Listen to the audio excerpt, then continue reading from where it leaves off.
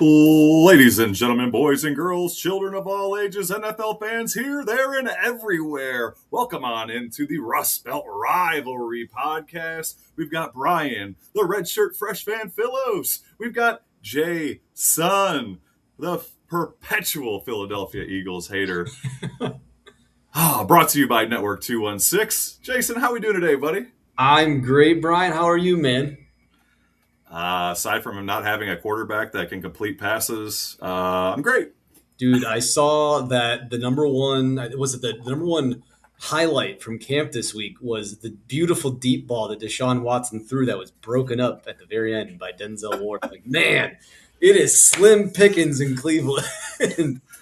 Dude, that's the challenging part. All the Shadorians, which I'm a Shador supporter, right? I wanted them to draft him with the second overall pick last year.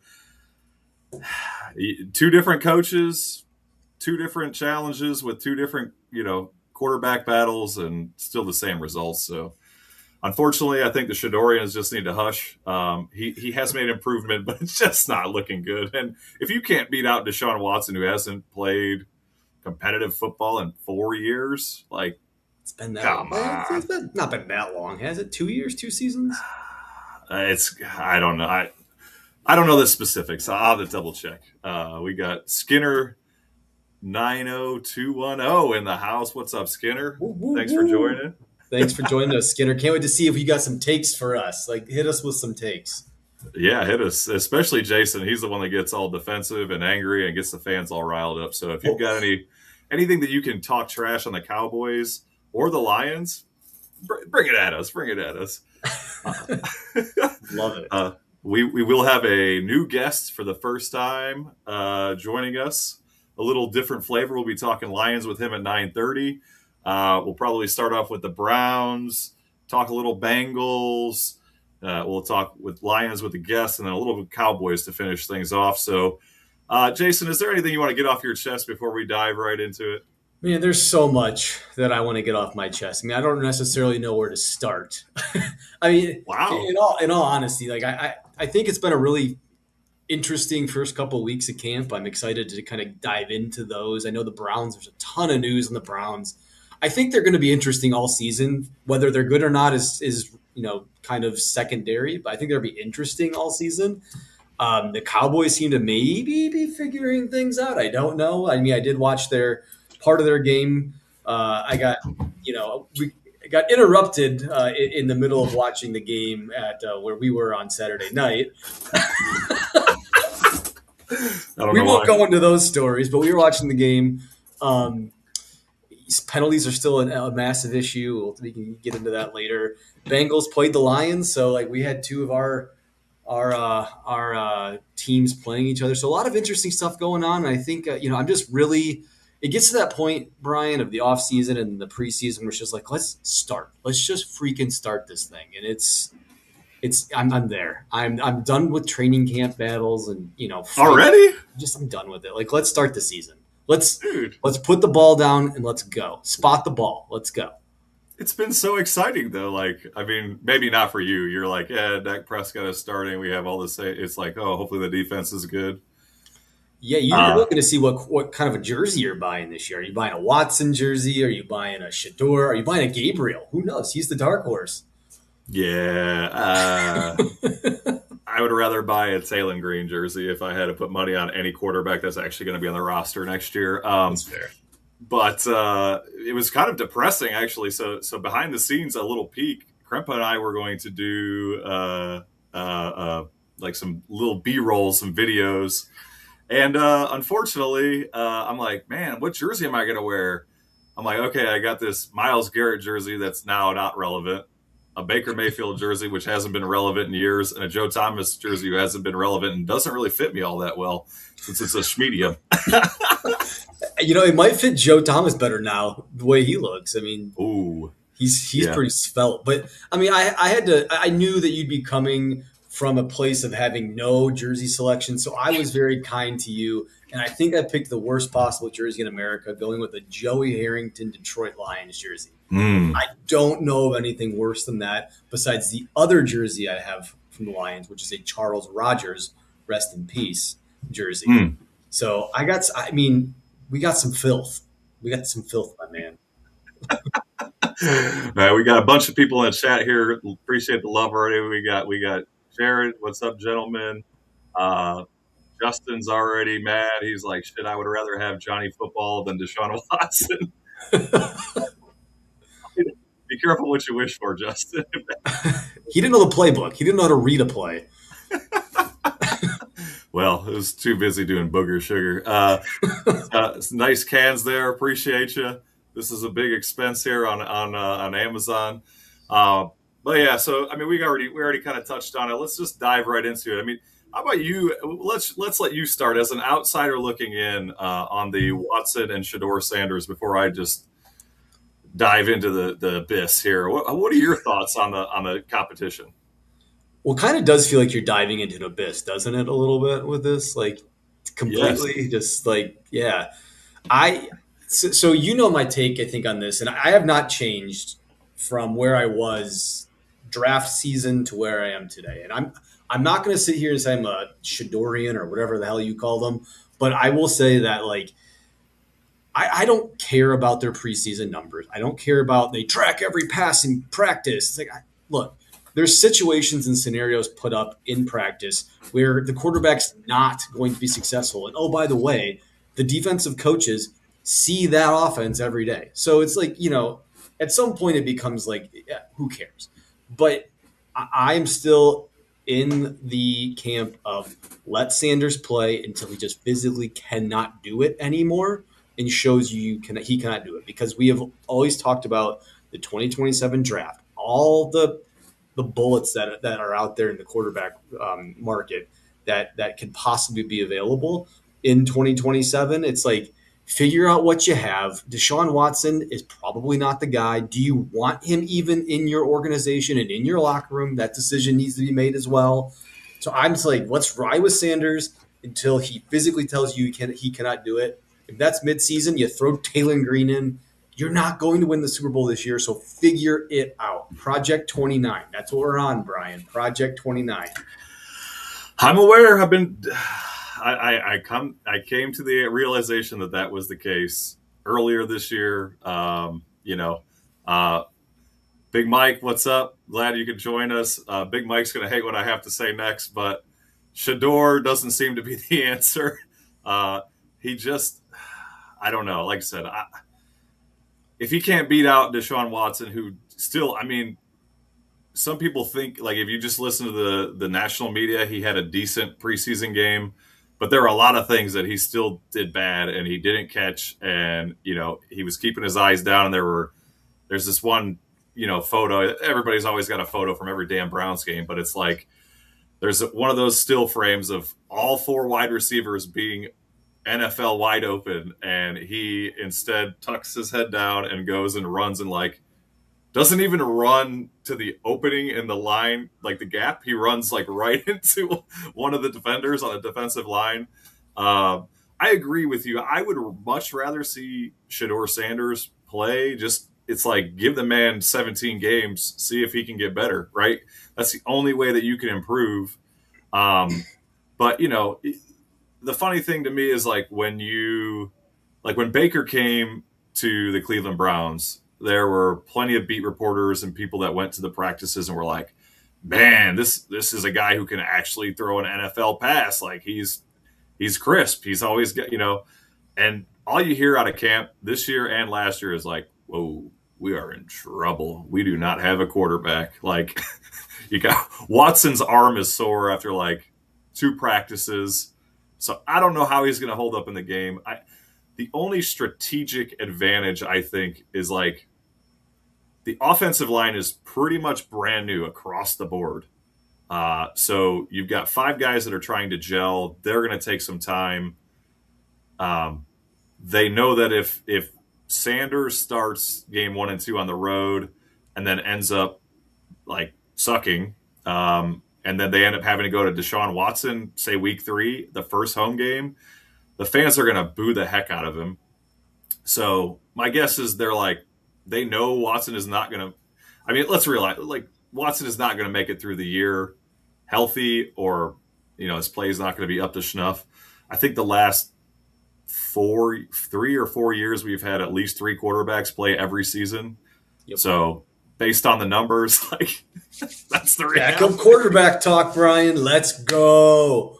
Oh, I agree. I mean, let's let it rip. Well, like so, let me play this, for you because it's like so see, everyone talks about like when at Colorado, like when under Coach Prime, Dion, whatever. It's like things are coming out about how the fact that like he doesn't, they don't watch film, they don't have like a real offensive system, they don't run any sort of like pro style anything. It was a lot of just like huck and chuck over to Hunter and figure it out, and it's like. So last year he's in the NFL. He's learning how to read Stefanski's offense and run Stefanski's offense. Stefanski only likes left-handed short quarterbacks. He gets booted, and now you got another offensive system. So it's like really, you not only do you need to give them a little bit of time with real NFL coaches that are going to theoretically be here, because I mean Stefanski probably knew he was getting fired week 10 last year, if not earlier. And so it's like, okay, how invested is Stefanski in developing Sanders? So I think you give Sanders actual development with a coach that hopefully can develop him, who's interested in developing him in a system that's an actual NFL style system that, in Monken, he was the OC at Georgia. So he can talk to younger quarterbacks and help teach them. I just think there's not a scenario that I look at here where it's like, yeah, Watson's the right move. It's like, we're not winning it all this year. So why would we put the 11-year vet who's a locker room issue, an injury issue, a media issue, a fan issue? Like, why? I just cannot. It's such a bad organizational move in my mind. But they've done those before. So. They've made plenty of bad decisions before. I mean, at least the arrow is pointing up, and it's like, I think so. I mean, two good drafts in a row. They traded Myles Garrett at a time where like you actually could still get something for him rather than run him in the ground with a team that was only going to win 5 games anyway. Yeah. They've got 2 first-round picks in the 2027 draft, which is like gold, right? And even if they do trade up for a quarterback, if they do trade 3 first-round picks, which is pretty much the typical ransom to trade up, a decent amount of spots, then they're only losing out on really 1 year of first-round picks. Yep. So I don't know. I've kind of sunken into this hole of depression about this season's just not going to be good, and it doesn't matter which quarterback you roll out there. Like maybe Shador gets better throughout the year, but like I said, with the confidence that is lacking from literally everybody that goes to the practices, I'm like, And then he didn't play well on Sunday. Now. So gun to your head right now, are you picking Watson as a starter opening day? Oh, absolutely. Okay. Absolutely. I mean, it's pretty obvious. Yeah. It is. I mean, you're not wrong here. Yeah. I don't. It's fine. It is what it is. The best thing that the Browns could do is lose a bunch of games this year. Case in point, like get a higher pick. It's August 19th. Come on. I'm sorry. It's the truth. I know. Like we don't have a quarterback on this roster. Like we have now wide receivers that are going to make the quarterback look better. Finally, we have, a decent defense, which is really thin on depth. And you're already seeing that. So I don't know. Can they make some noise next year if they end up with the 2nd overall pick and get Julian Sayin or Dante Moore or whoever's after Arch Manning? Hell yeah. Yeah. They'll then have an offensive line that played a whole year together. They'll have wide receivers that aren't rookies that are supposed to be the future. More draft picks. Like, I don't know. It's already, for me, let's look at 2027. But I also am going to be doing a Browns pregame show every Sunday before the game. So tune into that. Hopefully my co-host for that is a little more positive on the Browns. Yeah, week 1 might be rough. Week 2 is probably going to be the rough one. That's against Baker Mayfield, and that's going to bring up the feelings for everybody in Cleveland about, could he come back next year? We should have never let him go. And it's like, yeah, well, revisionist history. I'm on that camp, but that's a whole show in and of itself. But Yeah, that's for after the season. That's yeah, for after that's he blows it out and makes his, I'm good. I'm playing for a contract this year money. yeah. February 21st, everyone tune in for Brian and I diving into Baker Mayfield and the Browns. 1 week after the Super Bowl. Yeah. So Um, you brought up an interesting point that I wanted to get to really quickly, and it kind of maybe the next topic is you talked about like a defensive depth question. yep. Dive a little bit into that. Talk about like what are the concerns that they're talking about, and then how are they planning to address that? So I think I don't know if this was exaggeration or not. I wasn't paying close enough attention. We were a little preoccupied during the Browns preseason game last weekend, but they said something like 5 of our defensive tackles were out, which I know Malik Collins, Mike Hall Jr., I think Kalia Davis were all injured. I don't know about the rest of the guys. So it's like 3 of those guys were injured, and there's just not a whole lot of depth. I mean, really, we've got two good linebackers, and that's it. Like that, I think are good. Our cornerbacks, there's really not a whole lot of depth. You've got Denzel Ward and Tyson Campbell, and after that, a bunch of guys that I'm not even really that familiar with. I mean, we are deep at, I would say safety is probably where we're the deepest, but everything else is kind of like, ugh. And then before when we were talking draft, like I really was hoping they would find somebody as the nickel cornerback to replace Miles Harden because all he did was get burnt like toast last year.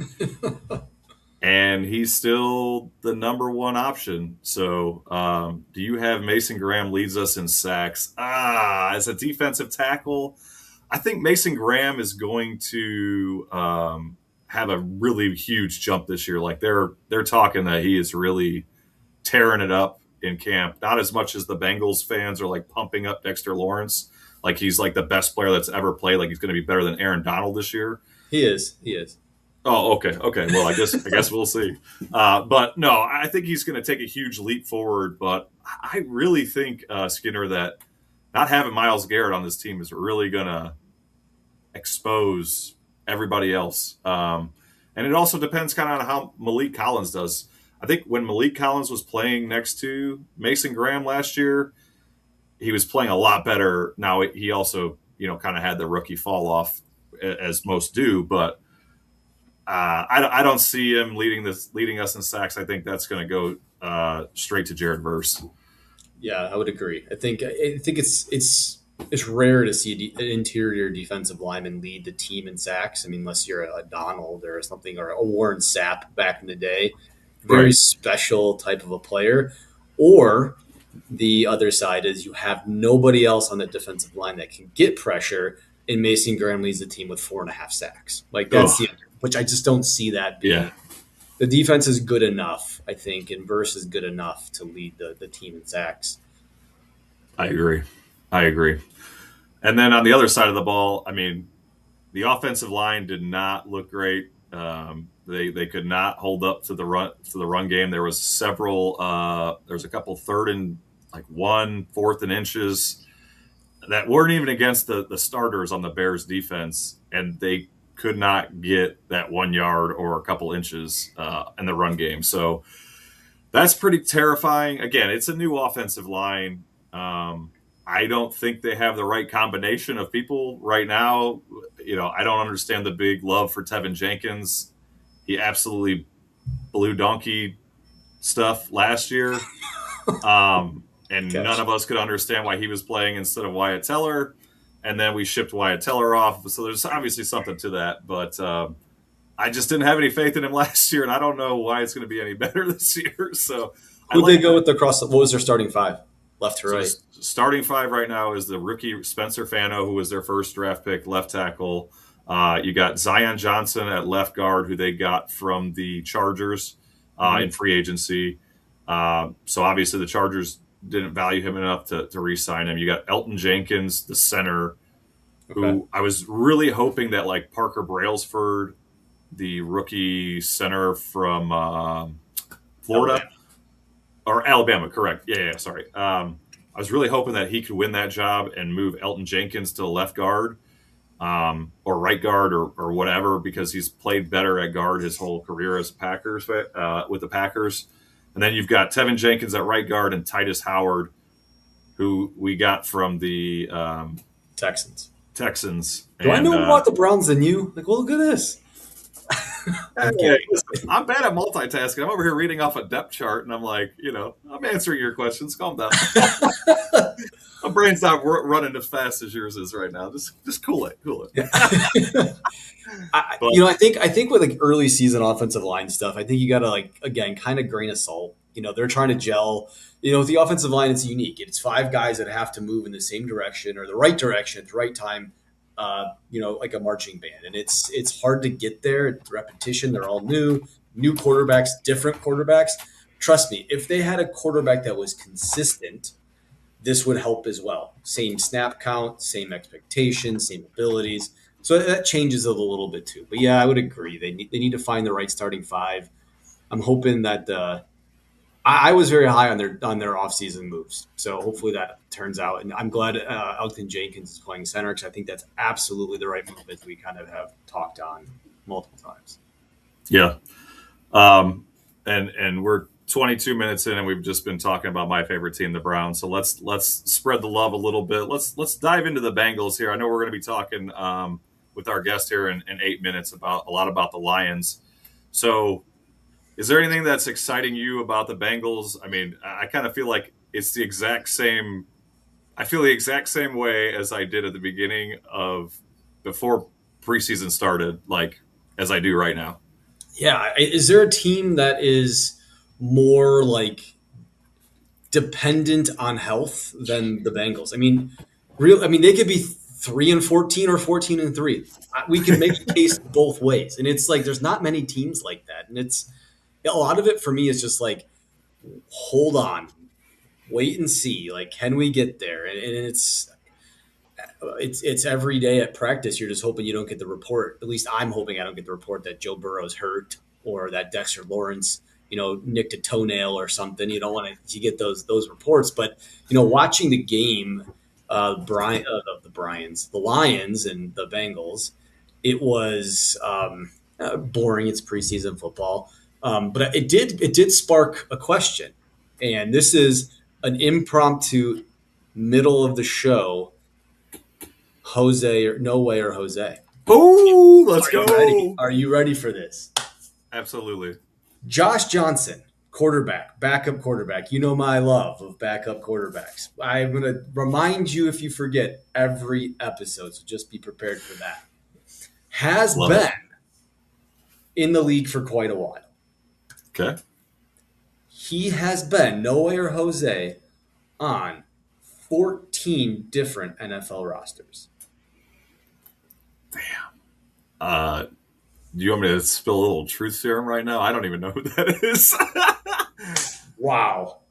That is crazy. I know he hasn't played for the Browns. So we're down to 31 teams. 14 teams? 14 rosters. So it could be multiple teams over again. No Way or Jose. And when you say rosters, like you're talking about the 53-man? Or practice. Yeah. Or practice? Oh, yeah. Well, that's believable, but still kind of crazy. I'm going to go No Way. So you're right. The actual answer is 24. Oh! 24. Wow. And he's played for some teams that are were the Taco Bell Ranch Cats and stuff. He's played for some really UFL, USFL. I was just going to ask. SALFL, TIAA, CREF-FL. He's been all over the place. But yeah, 24. What about the Canadian Football League? I want to say he at least had a cup of coffee in Canada. Damn, dude. That's got to be a hell of a career for a backup for you're holding a clipboard. How many, do you know how much money he's made as a backup quarterback? I don't, but it has got to be a decent amount of money. And look, everyone knows the name Josh Johnson besides my podcast host. So he is he's got a locker in every city, it seems. So, but yeah, he's the Bengals backup quarterback. So I thought I'd throw that in today because as I was reading through like the stat line and kind of the box score, I'm like, oh, Josh Johnson. He attempted, I think, the most passes in the game. So that was nice to Oh my see. gosh. But there just wasn't a lot to learn from the game. I think the Lions were, oh, Sir Purr, the real deal. Sir Purr, our very fine producer, has come up with an Ooh. answer to Brian's question. I would imagine this is using AI, so depending on what AI agent you use, take this as what it is. But 13.4 million in career earnings for the one Josh Johnson. That's pretty Not a sweet. bad That's $1 million a year, right? You said 14 years? I think it's 24 teams. It was 14 teams. Hmm. Regardless, it's a lot of money. It's more money than we have. So we can Oh, speak for yourself. pool our resources. Well, you do have a Johnny Manziel's jersey, so I mean, Yeah, that's true. That's true. Okay, he was drafted in 2008, so he's been playing for dang near 20 years, man, that's and he's still on an active roster. he is, and he might throw some meaningful passes at some point this year. I Um, don't think he will. I mean, the reality that both Joe Burrow and Joe Flacco both are out. I don't know. You better talk about backup quarterbacks. They're is signing that somebody before they rely on him. is that the oldest quarterback room in the history of quarterbacks? Like quarterback rooms? Oh, Flacco, Burrow, and Johnson. oh, yeah. And then Sean Clifford right now is the fourth quarterback, but he'll get cut. They That's only just keep that's him just a around camp because he's farm. from Cincinnati. That's the only reason he's even there. Well, the other thing about the Bengals that my Bengals insider, let's just say, told me that the offensive line was going to be like money this year, and that we needed to quit. Like I found some graphic about that Joe Burrow has taken the most sacks in his first 4 years than any other quarterback in the history, and he's like, "Oh, calm down. The offensive line is fixed. It's fine." And they look like hot trash Yeah. against again, not in a preseason game. So No starters either for the. I mean, Hutchinson didn't play.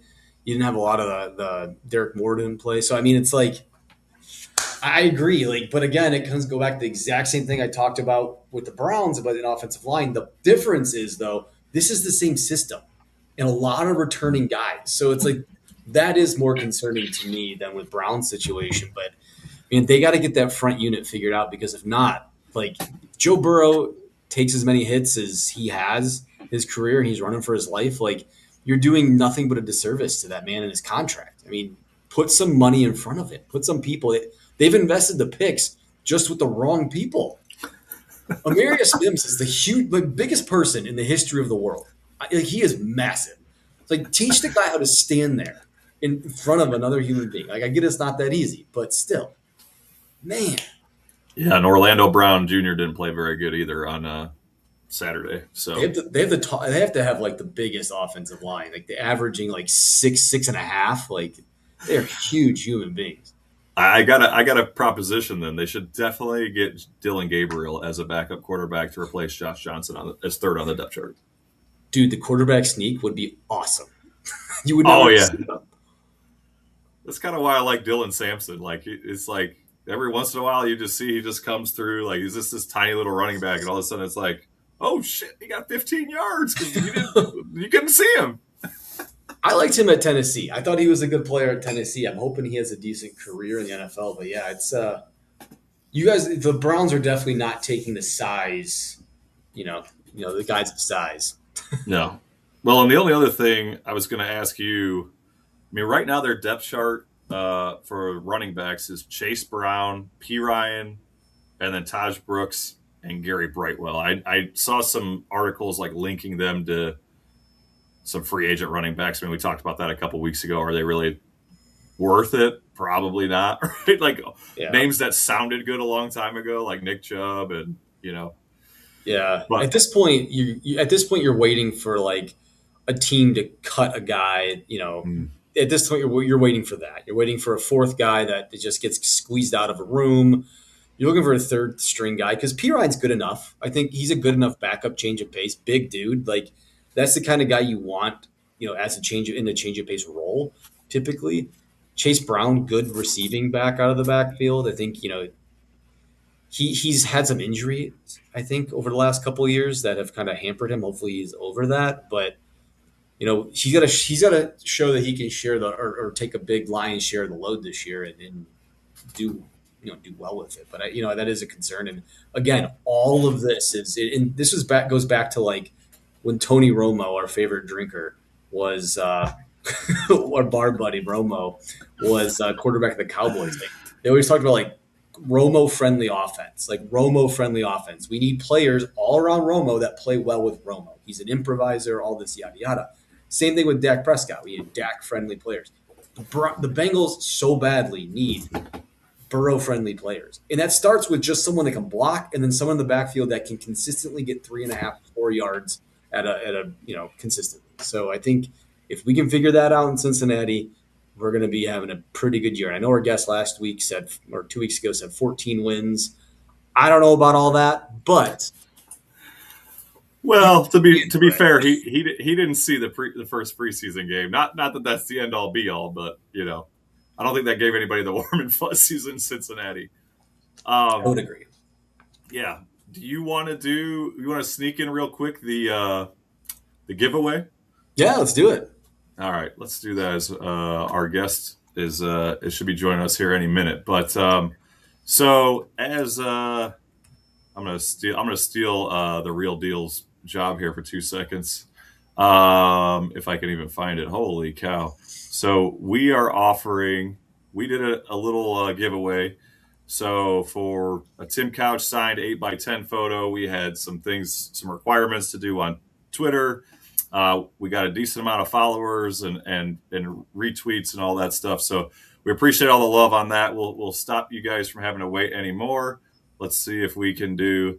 I don't know how well you can see on this. So what we're going to do is we're going to draw a name, and then we're going to draw a backup name because sometimes we do these giveaways and we try to get a hold of these people on Twitter, and they never respond. So in the event that the first person doesn't respond, we will pick a second name just in case that person doesn't respond, and we'll do that. So you can see my screen there. Let's see. Give her a nice little spinny spin, and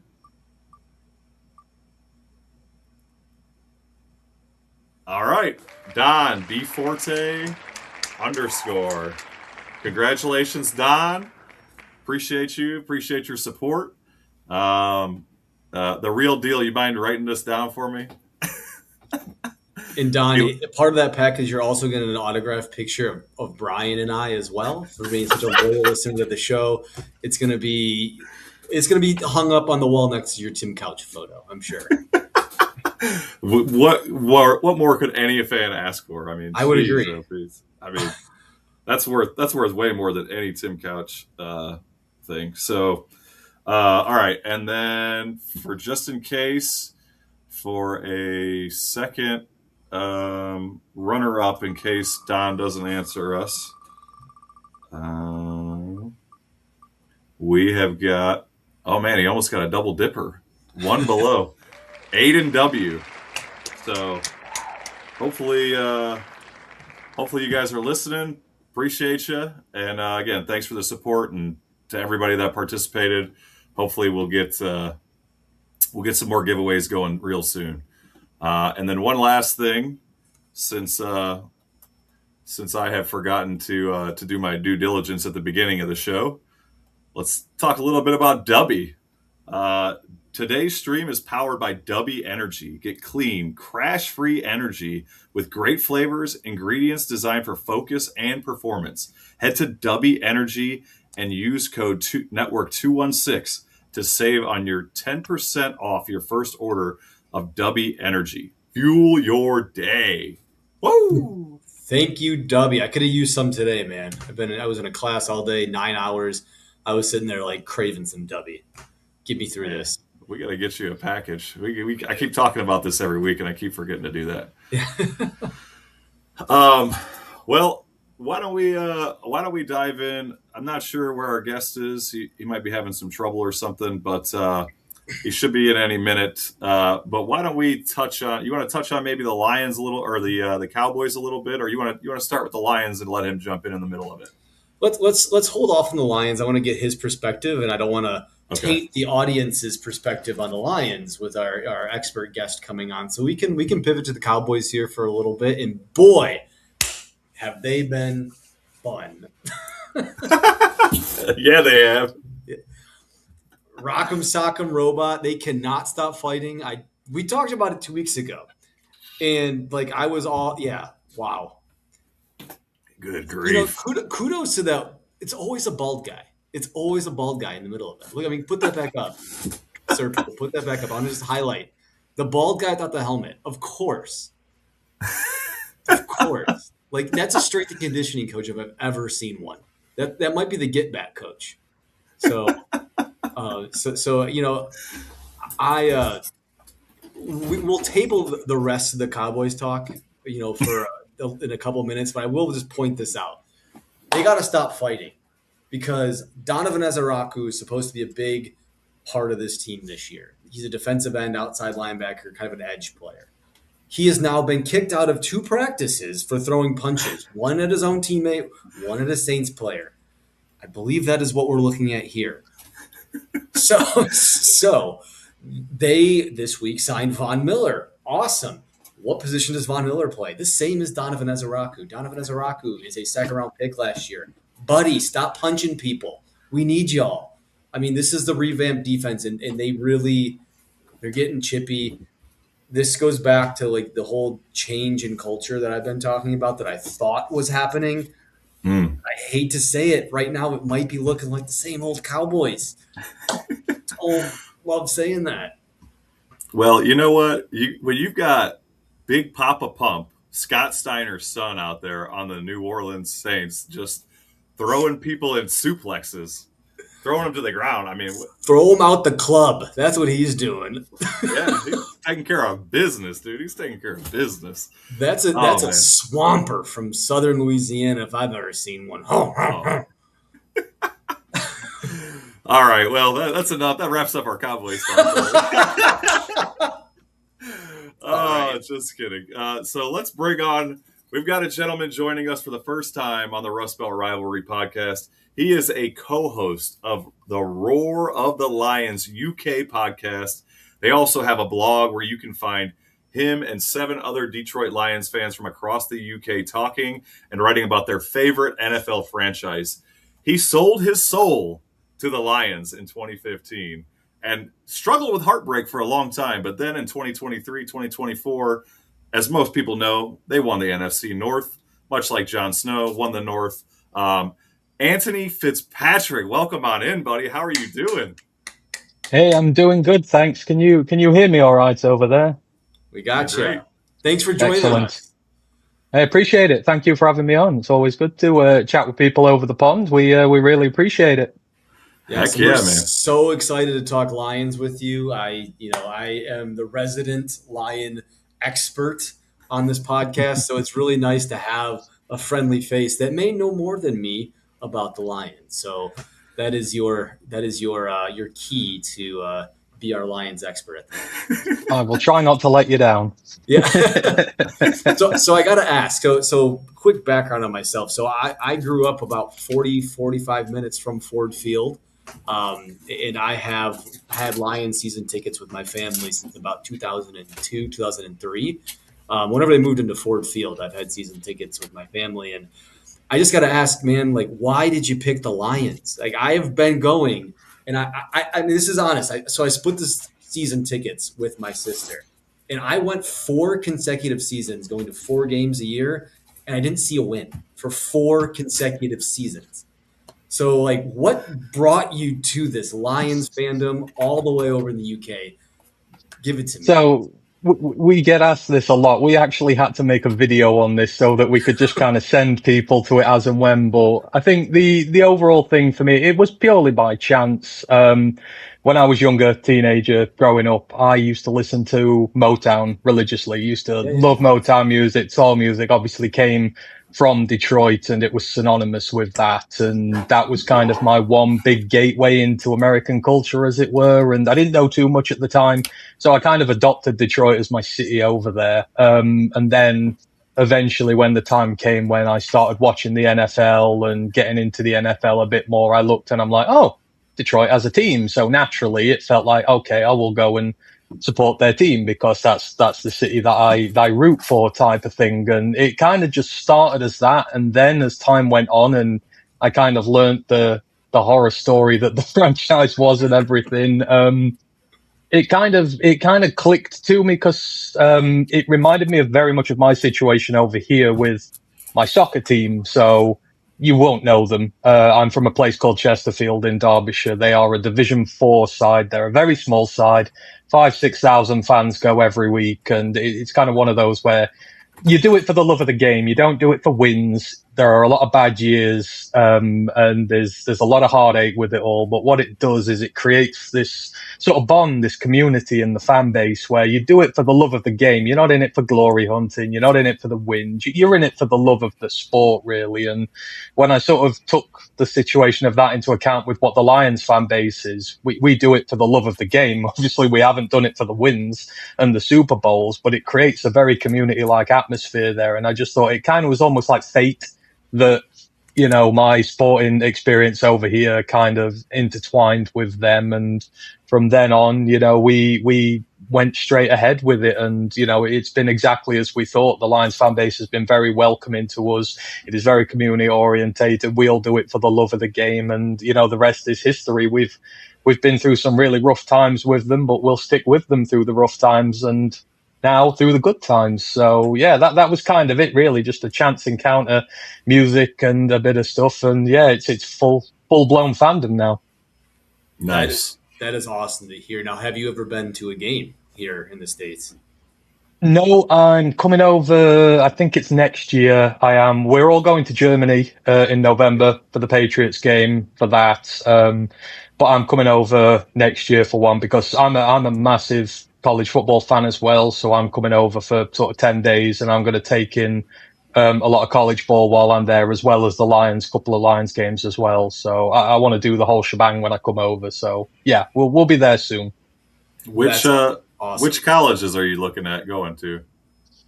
I mean, it depends. Obviously, I have to look at who's in the vicinity of Michigan and that. So, I mean, I'm always very harsh towards Michigan because being a Lions fan and being a draft enthusiast, Michigan prospects tend to get very overblown and overflated when it comes to our fans. So I've kind of, and I know there's an Ohio State fan here, and yeah, it is, but I have to deal with them through a harsher lens. So naturally, you know, I'm a little bit more skeptical, but, you know, the smaller teams, like, I love MAC football. Go over to Ypsilanti and see Eastern Michigan. I'm a big fan of the Crate Train, Chris Creighton there, and it's probably taken a few others. But I am an NC State fan, so I would love to get down to the Carolinas and see them as well. But yeah, I just love it in general. So whatever is good. We're going to Arizona State, Kansas in London in a few weeks, so that'll be fun. But yeah, we've got to take in the whole route while we're here. Well, here's what we're gonna do, man. You're on the right show because we're gonna take you to a Toledo Rockets football game, a MAC game, and then we're gonna drive you up the road and we're gonna take you to a Lions game, and we're gonna skip that Michigan stuff. We're gonna go right around the University of Michigan, and that's what we're gonna do. I love my action, so that's fine. That's fine with me. Perfect. We got plenty of action where we're from, buddy. Well, so let me ask you this. 5-6 years ago, the Lions made a blockbuster trade, basically a quarterback swap. How did you feel when you guys traded away Matt Stafford and received Goff back as compensation? Were you excited? I would be lying if I said yes. Obviously, we've grown up with Stafford. He's all we've ever pretty much known at the quarterback position there. And, you know, he was very much the heart and soul of the community. So it was tough to see him go. At the same time, I understand why they did it. It was just not his time to be here. He needed to be somewhere where the team was ready to win, and we weren't ready to do that. So obviously the first round picks were very welcome. You know, we were at rock bottom. We had the worst roster in the NFL. You want as many first round picks as you can to replenish. So we were happy with that. We got the third as well with Goff. It was kind of, he's part of the deal. We'll see what happens with him. At worst, he'll provide us a good bridge option until we can use one of them first round picks on a quarterback if we want to. So, I believe the trade worked out very well for both teams, because what we've accumulated, the picks, the players, that trade as a whole, and the picks we've traded for them, it's one of those rare ones where both teams benefited exponentially from it. So it was hard to see him go, but at the same time, it was the right decision, and it was a good return for him. And it's proven to be an even better return with how Jared Goff has done. So, yeah, necessary. Fair. Yeah, I think there's a lot of people that feel that way, and there's still a lot of love in Detroit for Stafford and his family and what he had to put up with those years. Yeah, it was pretty. Those were pretty bad years. I mean, they had some good teams, they had some good players. But Detroit's known for burning out their stars, and I'm glad he got out before they burned him out too. So let me ask you this. Let's bring it back to present day and, the 2026 Lions. What's your outlook here? So I personally think that the defense is scary. I think that, to me, there's not a lot of depth. I think I worry about injuries and injury history. It's one of the more injured rosters in the NFL, and they haven't done a lot to change that, I feel, in the offseason. So don't let my negative bias change your your opinion and outlook. But what do you think, sitting here in 6 months, what do we think the Lions looked like? I mean, the thing is, we have our core set, which is the critical thing for any team. We have our core players, and for the most part, they're all healthy now, and you build the team around them. And you're right, we've kind of struggled to build the depth around them, because when you spend what is now over £1 billion on your core players and their contracts, you don't have much to spend elsewhere on the rest of your roster. As you can see, the vets you have to let go, and we've struggled with that. But I come into this season with some sense of confidence. I mean, this team, ever since Jared Goff came, ever since Dan Campbell came, every time they've, faced adversity, a challenge in the road, they've always overcome it and taken the next step forward. The first year where we were really awful, and, we ended up winning 3 of the last 6 games, and you just saw a little bit of a spark there. Then in the second year, they started learning how to win games. And then we got crushed by Carolina just before we got to the playoffs. So they weren't quite ready. But then the next year, they bounced back. They won the NFC North, went far in the playoffs. And, it's just every time they've faced that bit of adversity, they've bounced back. And last year was really the first year they took a step backwards. I know the Washington loss a couple of years ago wasn't good, but we got a first seed for the first time ever. We won 15 games. You still took a step forward, but, their back's been up against the wall. As you say, they've been very injured, which has not helped. And, it's really disrupted them. But when you have the core that we do, we have a settled quarterback, we have some star players who can carry us on a given day, the culture, the identity we have, you're most of the way there. It's just trying to figure out everything around it. And I was worried about the depth coming into preseason. I'm not going to lie. There were areas, running back, tight ends, linebackers, corners, safeties, obviously, with the 2 been out there. But preseason's been very, very encouraging so far, specifically the game we played against the Bengals the other day as well. The running backs have really come to the fore. Jacob Saylor's had a really good game, looked excellent. So did Jabari Small. They provide good backup for Isaiah Pacheco and Jahmyr Gibbs. That room's fighting itself out. You've got Sione Vaki in there as well, obviously coming back from his injury, but a lot is expected of him. So you've suddenly got a room that's looking a little bit deeper now. Your linebackers, the addition of Devin White is huge for this team. It's huge because one of the big problems we've had is not getting into the backfield. Obviously, we were 5th in sacks last year, but we're 30th in tackles for loss. Against the run, you need guys who can blitz those A-gaps, can get the negative plays, put your defense in a better position to succeed. His arrival into the linebacker room has spurred on everyone around him. You've got guys who've come in this year, rookies. Eric Hunter, our HBCU prospect's been doing really well. Trevor Nowaski, guys like that on the outside there's a real big competition for those spots now. Obviously, you've got Jack Campbell, one of the best in the league at what he does. Derek Barnes signed up to a good deal. Malcolm Rodriguez just back from his injury. He's fully healthy now. The depth has looked good, and there were a lot of encouraging signs in that game. So I'm confident, going into this year, we've got a good schedule for a change. We're not playing the first place schedule like we've done the last 3 years in a row. Those first 5 weeks, we've got Arizona, the Jets, a banged up Panthers team, a banged up Saints team. It's going to be able to let us settle in some of these guys, get some of the injured guys back up to full speed, get the offensive line going.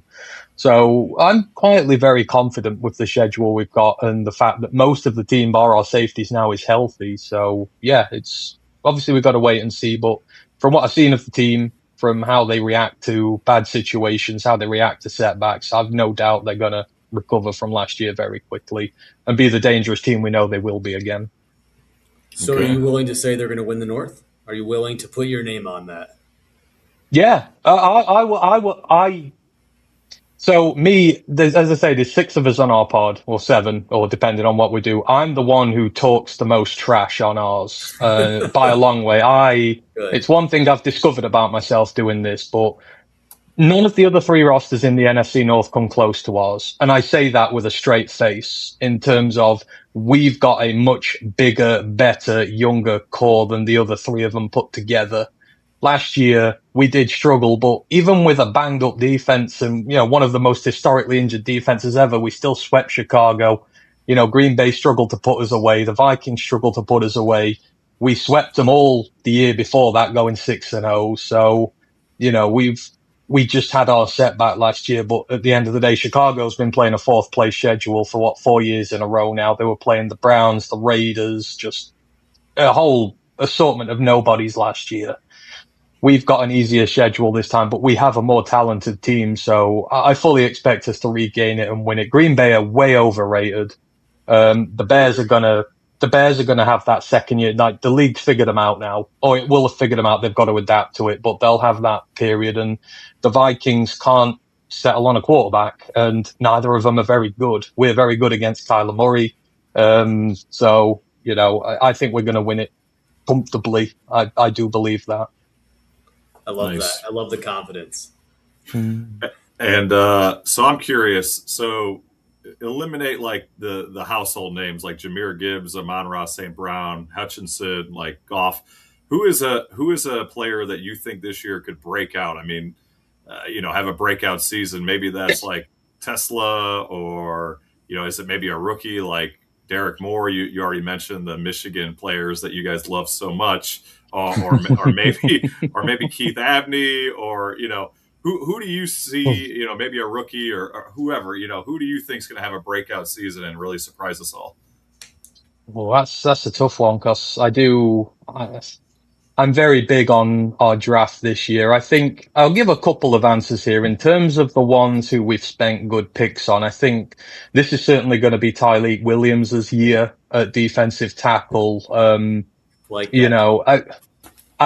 And I'm going to straight up say he wasn't the best tackle available to us at that point there. He was not high on my board last year, but he's going to be, now that we've got no nose tackle, he's going to be our sort of more interior one tech, 2 tech, who's going to be really good against the run for us. He was at Ohio State. He was tremendous there. He was able to learn from DJ Reader last year, a great mentor for him. He's got Aleem McNeil playing next to him fully healthy again this season. And he was able to just rotate in enough last year without too much pressure being on him. He's got the NFL experience now, and that spot is his to take. And, from what I've seen, he's going to be our run defense force this year, the one who stops them all getting through. And he's explosive, violent.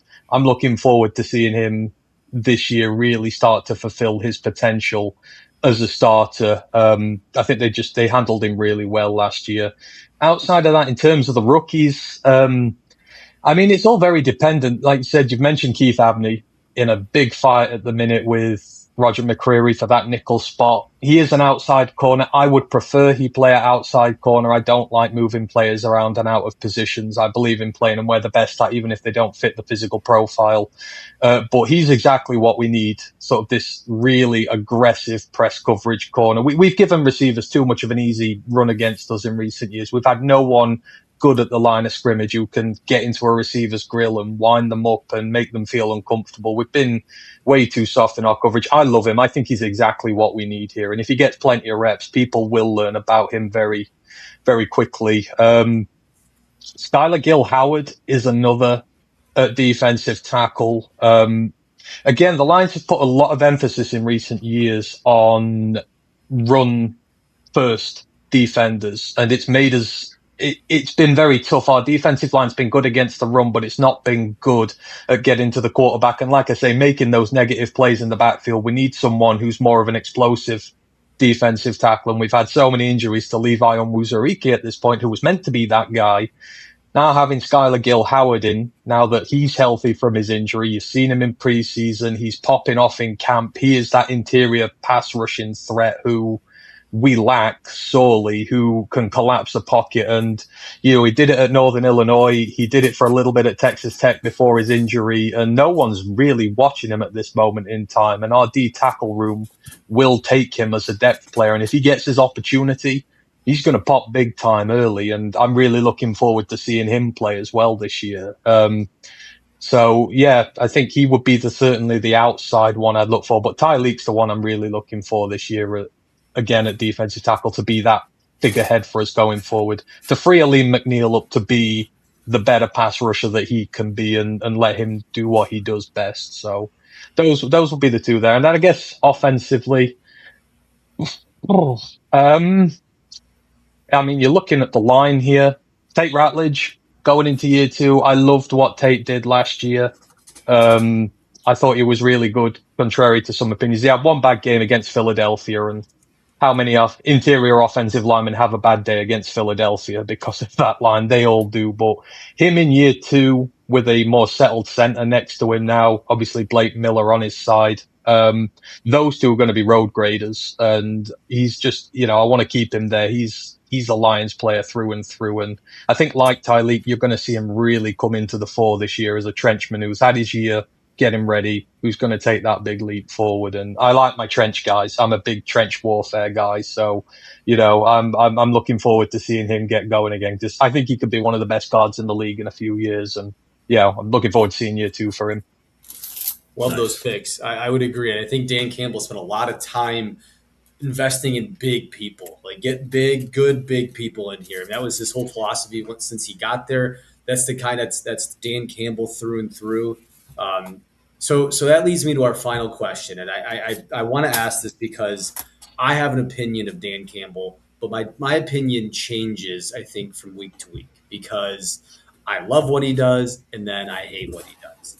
And I've seen him overthink what the whole saying, if you can't go broke taking a profit.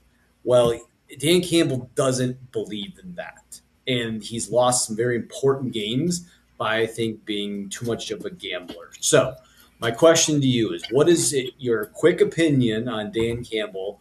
And do you like the gambler, or would you like him to be more conservative? I love him. I don't want another head coach of the Detroit Lions ever.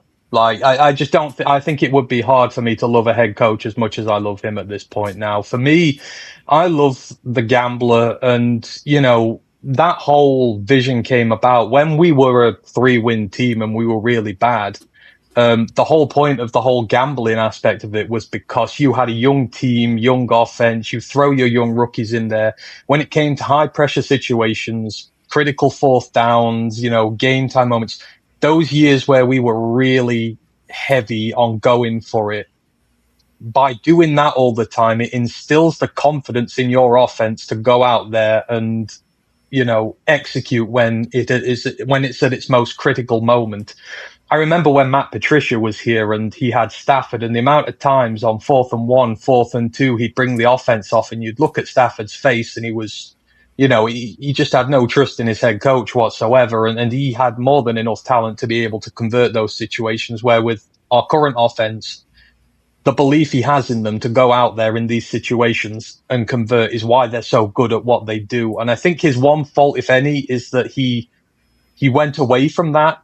He started trying to act more like a traditional head coach. And, I think some of the noise got to him about the aggressiveness and that. And in doing so, if you're not willing to go all in on that aggressive philosophy and you start just second guessing yourself a bit, that's where the issues and the inconsistency come in. And I would rather him go back to his aggressive philosophy of the past, because the team convert. We've got the playmakers. We've now hopefully got the offensive line as well, because that also didn't help.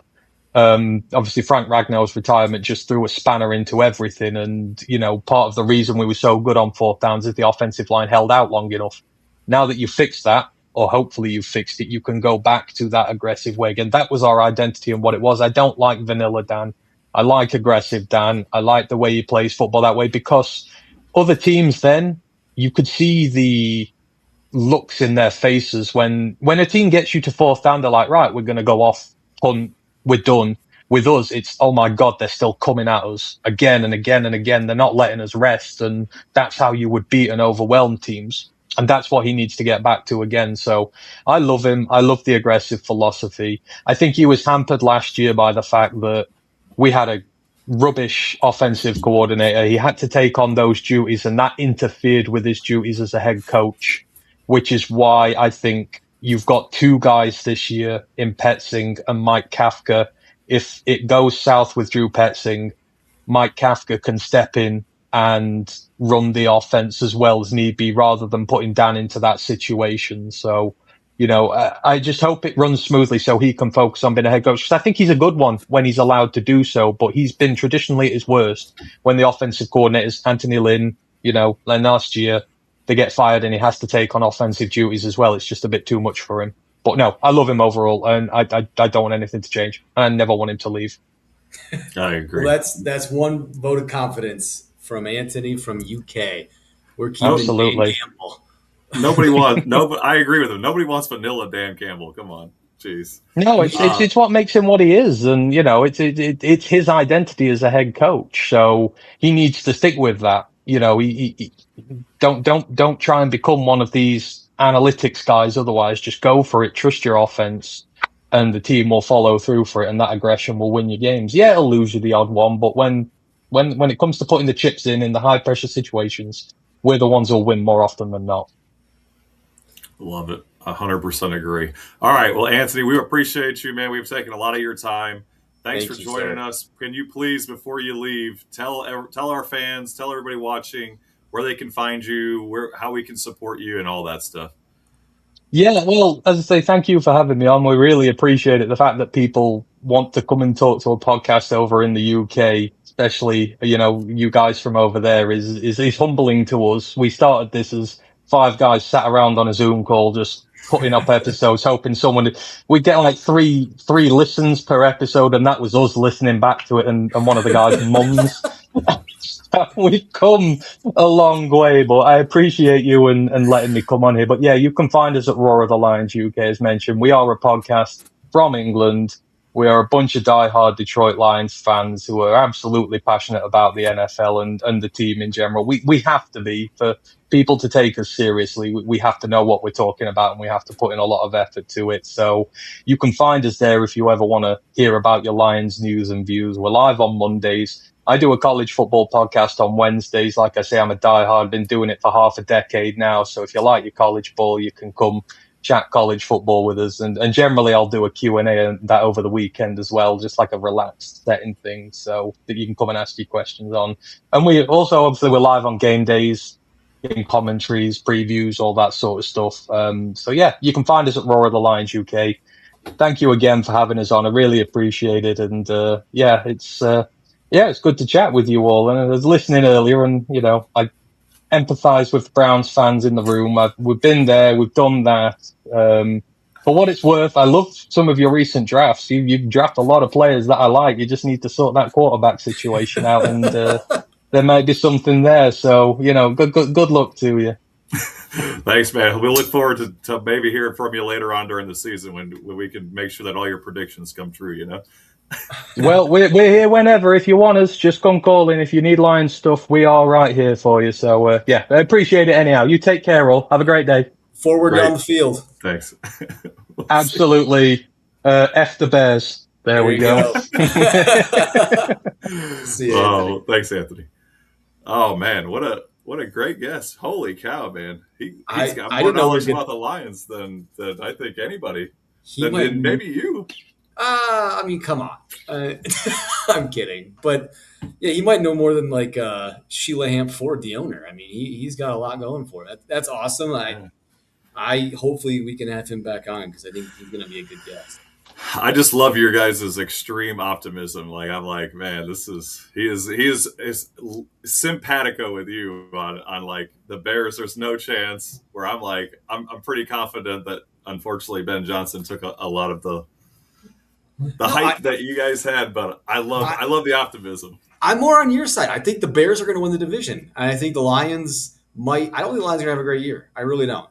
You heard it here really? first. I don't think they're going to have a good year. I think my thing is the Packers are not going to be as good as people think the Packers are going to be, but we won't get into that because I don't have an hour.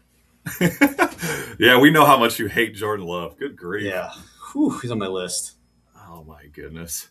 All right. Well, what do you want to touch on anything else, Cowboys? I mean, we've gone a little bit over. I could still go for a little bit longer if you want. I mean, is there anything Cowboys you want to touch on? We kind of neglected them today. It's okay. It's America's team, but it's not the Rust Belt's team. So we can neglect them this week. That's fine. But I will say this. Look, I'm still very optimistic about what the defense is doing. I did watch a little bit of the game against Seattle. Still a lot of penalties to clean up. They got to get the backup running back situation figured out. I think that's maybe more of a concern right now than people might want to be talking about. Jaden Blue's hurt. I don't know if they have really a second guy that I would trust with the ball in his hand. Maybe Phil Maffa, but I mean, Phil Maffa didn't even start at Clemson when he was there. So it's like, I don't know. There's a lot to figure out. There's a couple weeks left to go. I think they're in line to sign a free agent running back that gets let go from a roster. I'm really excited about the Von Miller signing. I think that's been in the works for a while now. I mean, he's been at camp for like 2.5 weeks as like a photographer, like taking pictures. So if you follow him on Instagram. So I'm pretty sure that this has been in the cards. I hope this isn't because they are in desperate need of pass rush. I hope this is the sprinkle on top and not like expected to be what Jadeveon Clowney was to them last year, which was their number one sack producer. So there's a lot to be determined with the Cowboys. I think it's a lot of wait and see, though. And hopefully they just stop punching each other for a while. I mean, that would be helpful to get through a full friggin' practice. Donovan Ezeraku. That would be nice. But, I'm still bullish. I think they're going to have a good year. I think they're going to have a good year still. I think the Lions are going to have an average year, even though Anthony believes otherwise. So that's my Cowboys takes in 3 minutes because we spent it on the Rust Belt team. So it's a full Rust Belt podcast. Do you want to talk more Browns quarterbacks? I would love to, but we don't need to get into that. We've got all year to talk about Browns quarterbacks. I'm sure that'll take up a great amount of our discussion. But there was a college football topic that you wanted to dive into. Let's talk about that real quick. Yeah, so tell everybody, because this is not something that just like is coming across my Twitter or anywhere that I normally get my information from. So tell us a little bit about what's going on for those that don't know. Yes, so there's a new college football ruling that every player gets 5 years regardless. So it's basically the red shirting is done. And so some players that are currently on NFL rosters, whether they are high on that roster or not, most of them, I think it's 16 people right now, which were all undrafted free agents, had sued the NCAA for eligibility. And they probably, and I don't have all the background information on this, but essentially my assumption is they filed this lawsuit probably pre-draft. Once they figured out they weren't going to be drafted, there is no decision made during the process, so they go to the NFL, and they're currently on NFL rosters. One of them, in fact, had 2 sacks the other night for the Tampa Bay Buccaneers. And today, about 4 hours ago, they were all granted a temporary restraining order saying that they are now eligible for now to return to college football. Now, the caveat being, if they didn't enter their name into the transfer portal before the transfer portal window closed, whatever that was, I forget that whole process, that they have to return to the team that they left. So, for example, Jack Pyburn Pyburn, whatever his last name is. He was a LSU Tiger by way of Florida. He was a situational pass rusher. This is the guy who had the 2 sacks for Tampa. He can go back to LSU, or he can try to make the roster, the 53 or the practice roster for Tampa. So there's 16 guys out here that have a decision to make. My assumption is a lot of them are going to go back to college, and this temporary restraining order might get lifted, and then they're ineligible. So it's a mess. I want to bring this up because it really it annoys me greatly, like kind of where our sports headed from a college football standpoint. I love college football, and now it's bleeding into the NFL. It's kind of like this whole NBA situation where you have guys in the G League going back to college. It's like one or the other. Like I get that NIL, you can make money in NIL. It's great. There's rev sharing in these different conferences, but like we gotta have some guardrails and guidelines because it's like I said, it's August 19th. Roster cutdowns in like 10 days, 12 days. Like, what are we doing? The Buckeyes take the field in like 17 days. Like, you cannot join a roster in 17 days. Like, this is a mess. So that's my rant. But it's we got to figure something out. Do you want to make Brian and I the commissioner of college football? I would gladly take that job. I don't know that we want that job. Actually, that sounds like a lose-lose situation. No matter what decisions you make, you're probably going to get just dumped on for it. Oh, my decisions would be so right though, Brian. Like it doesn't matter. Like I would make all the right decisions. Just like the Philadelphia Eagles fans think of all your takes. Hey, they're Eagles fans. Oh my goodness. Yeah, I'm not as hyped up about it as you. Now, ever since like COVID and then the NIL, I feel like anybody that's drafted like the 5th round or later, it's such a flyer. Like there's just not a whole lot of depth now that kids like can stay in school extra years while making millions or at least hundreds of thousands. So, a couple undrafted free agents that are like, man, I don't even know if I'm going to make the team. If I could go back for another year and make, I don't know, $500,000 over like possibly having to bag groceries to make ends meet next week, like I would do it. But okay, so let me ask you this. So, and I know we're running late here, but like say you're let's not make you Lane Kiffin because that guy thinks completely differently than everybody else. So let's make you Ryan Day. And so say you had a player on your roster last year that left for the NFL. Your team, you went out to the portal, you recruited, you brought people into your locker room. Your locker room is a completely different environment than it was last year. Different characters, different leaders. 15 days before the season, a guy from your team last year he wasn't a drafted player, is coming and saying, I can come back and play. Maybe, I don't know for how long, can I come back and play? What's your answer? My answer as, someone who just, is a leader in his own right. Like I'm saying no. Like I've made my decisions. I've constructed my roster. I have told these individuals something. They're melting together as a group. Good luck with yourself. You're an NFL player. Whether you're on a roster or not, good luck. I lean more towards like, is the talent there? Like, is this guy, I don't know, maybe third? Does bringing him in put him at like maybe 3rd or 4th on the depth chart? And you said he was on the team last year, so he should still know the playbook because we haven't changed anything on the defensive side, right? Like, there's a lot of factors that go into it. Like, I'm not bringing in a quarterback who doesn't know the new offense, right? But and can't learn it in 15 days, I'm sure. But if it's like a D tackle or a running back or somebody who's kind of more like plug and play and they're doing well on NFL, why not? Like, what? Stuff changes every day. People get injured. People get signed as walk-ons, right? And that takes somebody else's spot who has promised something. All these kids, it seems like with the NIL, there's not a whole lot of loyalty to the team or the school.